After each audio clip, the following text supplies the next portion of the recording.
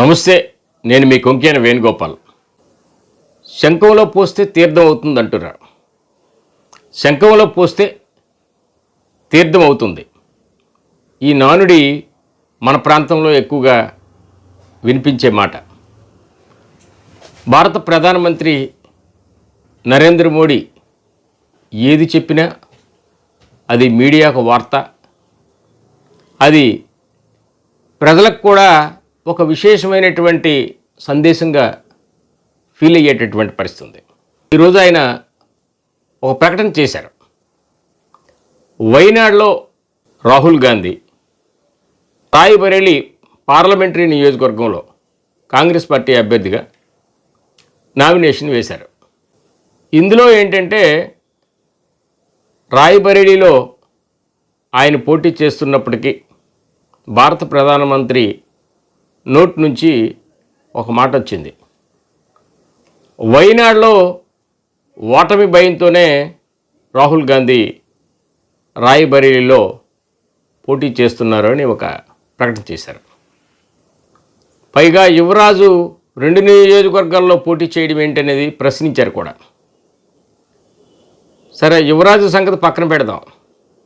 భారత ప్రధానమంత్రి నరేంద్ర మోడీ గారు 2014 ఎన్నికల్లో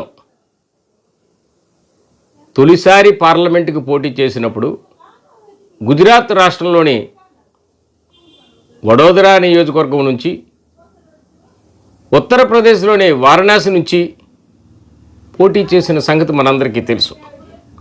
సహజంగా 2 నియోజకవర్గాల్లో ఎన్నికైనా కానీ తప్పకుండా ఏదో ఒక నియోజకవర్గం ప్రతినిధిగా ఉంటూ మరొక నియోజకవర్గానికి రాజీనామా చేయడం అనివార్యం. ఇదేదో ఈ సాంప్రదాయాన్ని రాహుల్ గాంధీయే కనిపెట్టినట్టు, కాంగ్రెస్ పార్టీలోని జరుగుతున్నట్టు వారు మాట్లాడారు.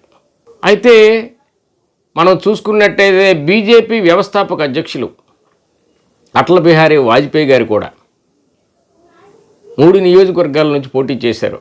1 నియోజకవర్గం నుంచి ఎన్నికయ్యారు కూడా.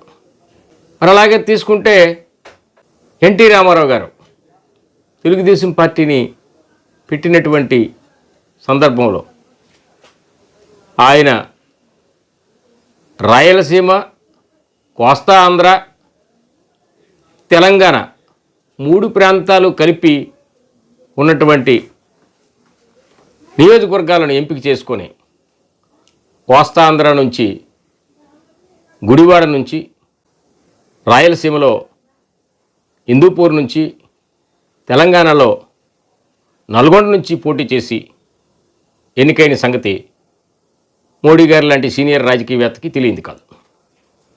మరి అలాగే మనం తీసుకుంటే అదే ఎన్టీఆర్ గారు టెక్కలి, హిందూపూర్ నుంచి పోటీ చేశారు, గెలిచారు 2. హిందూపూర్, కల్వకుర్తి పోటీ చేశారు, కల్వకుర్తిలో ఓడిపోయారు. మరి అలాగే రాయ్బరేలీ ఎంపీగా ఉంటూనే రాయ్బరేలీతో పాటు ఉమ్మడి ఆంధ్రప్రదేశ్లోని మెదక్ జిల్లా నుండి ఇందిరాగాంధీ గారు కూడా 2 నియోజకవర్గాల నుంచి ప్రాతినిధ్యం వహించిన సందర్భాలు ఉన్నాయి. వీటితో పాటు మనం తీసుకున్నట్టయితే దేశానికి స్వాతంత్రం వచ్చిన తర్వాత తొలి సార్వత్రిక ఎన్నికలో పెండియాల రాఘవరావు గారిని ఒక సీనియర్ రాజకీయవేత్త, ఉద్యమ నాయకుడు, వామపక్ష నేత జైల్లో ఉంటూ ఆయన ఒక పార్లమెంటు స్థానానికి 2 అసెంబ్లీ నియోజకవర్గాలకు కూడా పోటీ చేసి గెలిచారు. వరంగల్లో ఎంపీ అయ్యాడు, వర్ధన్నపేటలో ఎమ్మెల్యే అయ్యారు, హనుమకొండలో కూడా ఎమ్మెల్యే అయ్యారు. ఇలా దేశ రాజకీయాల్లో ఎన్నికల్లో పోటీ చేయడం ఇలాంటివి జరుగుతూ ఉంటాయి. చిరంజీవి గారు 2009లో ఆయన ప్రజారాజ్యం పార్టీ పెట్టినప్పుడు ఆయన కూడా తిరుపతి నుండి, పాలకొల్లు నుంచి పోటీ చేశారు. అందులో 1 గెలిచారు, 1 ఓడిపోయారు. వీటితో పాటు కూటమిలో భాగస్వామిగా, మోడీ గారి కూటమిలో భాగస్వామిగా పవన్ కళ్యాణ్ గారు ఉన్నారు. ఆయన కూడా 2019 ఎన్నికల్లో గాజువాక, భీమవరం 2 స్థానాల్లో పోటీ చేశారు. ఇలాంటివి ఎలా ఉంటుందంటే ఒక రాజకీయ పార్టీ అయితే ఒక రకమైన కామెంటు, మరొక పార్టీ అయితే మరొక రకమైన కామెంటు, కూటమిలో ఉన్నవారైతే మరోలాగా, మాట్లాడే విధానాన్ని జనం ఏ విధంగా అర్థం చేసుకోవాలని ఒక కాంగ్రెస్ పార్టీ అనే కాదు, రాజకీయ విశ్లేషకులు కూడా అంటూ ఉన్నారు. ప్రధానమంత్రి మాటలకు అర్థాలే వేరని ఈవేళ అనుకునేటటువంటి పరిస్థితి ఉంది.